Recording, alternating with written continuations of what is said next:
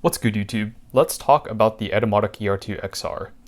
This is one of those IEMs that I think should be getting talked about a lot more, but just isn't, given how much chi-fi and budget stuff is pumped out on the regular. That being said, so I'm not wasting anybody's time, Twitter review summary. If you have $200, this is probably the best IEM that money can buy. At least if you're okay with sticking stuff deep in your ears, that is. And so yeah, let's talk about that. The fit is probably going to be the biggest roadblock for most people. I'm not going to show how these go in on camera just because it's not PG, but just know that they go quite deep in your ears and there is a bit of a learning curve to it. And you can see that I have the Etymotic triple flanges, but there's also foamies that you can use too if that's more your thing. I do find that they are a little bit scratchy, a little bit itchy, I guess you could say. Honestly, I wasn't too keen on this myself at first, but over time I found that once they go in, they're actually quite comfortable, and I can keep them in for hours at a time. Of course, your mileage might vary and all that. Fit is totally 100% subjective. I've seen some people say that they can't fit them at all, so that's just how it is sometimes. The other thing to consider is that yes, they do pick up earwax. The flip side of this though is that you can also think of them as cleaning your ears, and they also act as an earplug too. I think they're like minus 40 dB or something. So yeah, some serious isolation, and you could probably shoot with these. Honestly, that's how much they isolate. They're effectively earplugs. Yeah, just a friendly reminder that if you like what you see, be sure to hit that like button and to subscribe for future content, as it really helps the channel grow. Right, so let's talk about the actual sound, because if you're like me, then that's what actually matters. The ER2XR follows Etymotic's take on the diffuse field target curve. Now, generally this isn't a target curve that I would personally like, just because it tends to put very little emphasis on the low end and sort of like tends to be sort of peaky with the upper mid-range and the treble. But you've got to remember that this is Etymotic's own take on the diffuse field target curve. I also went for the XR model specifically just because there is an added bass shelf that I think gives the low end some presence that the SE model might lack. Although I haven't heard the SE model, I can kind of tell from the frequency response graph that it sort of rolls off in the sub bass, and I really know I wouldn't like that. And to this effect, even with that added bass shelf, I still find myself wanting a little bit more bass, as I am a bit of a bass head. However, this is very good quality bass for what it is. I think one of the first things that I noticed about the bass response is that whatever dynamic driver Etymotic is using in their ER2 series, it is quite fast in the transients, at least in the attack. And this is in the sense that there is very little smearing to notes, which is often present on most cheaper dynamic driver IEMs, and just cheaper IEMs in general. Really, this is probably the best bass response that I've heard in the $200 range, and even in the $500 range, I don't think there's anything that would take over it. So yeah, just a terrific bass response in general for such a relatively cheap IEM. I don't want to say this is cheap just because I know this money is relative, right? And most people would not even consider spending $100, $200 on an IEM. The mid-range is where things get a little bit more interesting, and not necessarily in a bad way for my preferences at least. One of the things that people often critique about the Etymotic IEMs is their lack of imaging capability. And yeah, I definitely have to agree with that. You're not going to get that holographic soundstage or that 3D room sense of space around you with these IEMs, and just in general, the ER2 doesn't have the best positional cues in the sense that you can discern where instruments are coming from positionally on the soundstage.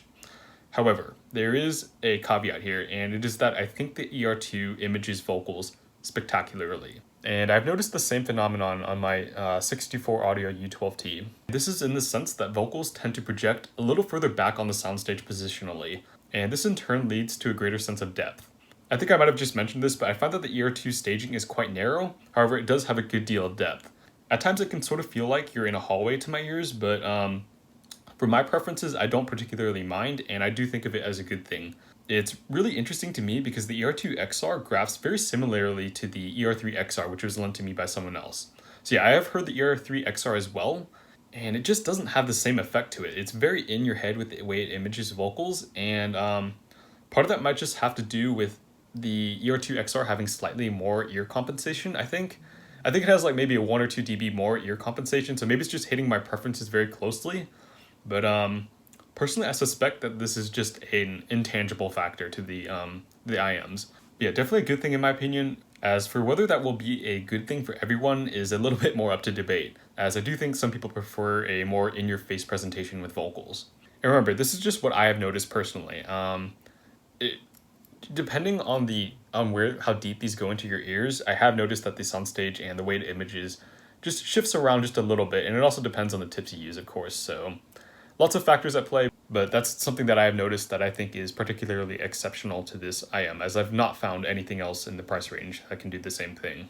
And moving to the treble, this is probably the weakest link in the ER2XR's tuning. It actually does extend to around 18.5k hertz, just playing around with an online frequency response test. However, in practice, it does sort of tend to roll off, and it has a sort of hollowness to the mid-treble.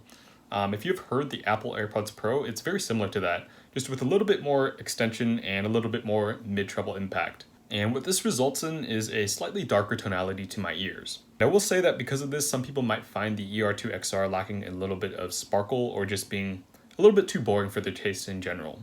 That being said, it is no slouch when it comes to macrodynamics either. This is something that is virtually non-existent in most budget IMs. It's like sort of how an IM sort of scales the decibel peaks and valleys in a recording.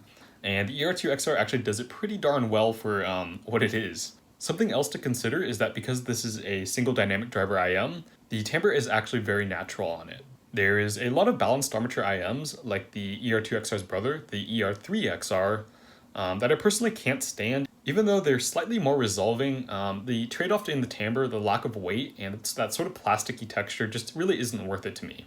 Okay, so wrap up. In general, I really like the ER2XR. In fact, I love it. It punches well beyond its price point, easily into the $500 price range. And every time I see the latest like budget chi-fi hype and stuff like that, I have to ask myself, is it going to be able to stack up against the ER2XR?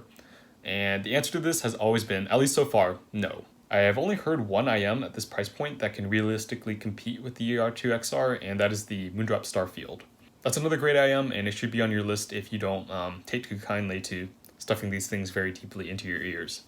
Now, I am not sponsored, but these regularly go on sale for about $100 on Amazon, and at that price, if you care about your sound quality, these should be a no-brainer. I don't think I'd even consider anything else up until around the $300 price point, which is when the Moondrop Blessing 2 comes into play. That's probably the de facto benchmark for the $300 price range now. But even then, I still default to the ER2XR just because I like the timbre a little bit more, and it suits my preferences a little bit better. So yeah, this is my go-to EDC IM. Anyways, I hope you guys found this video review informative. If you did, be sure to smash that like button and to subscribe for future content. Thanks for watching, and peace out until next time.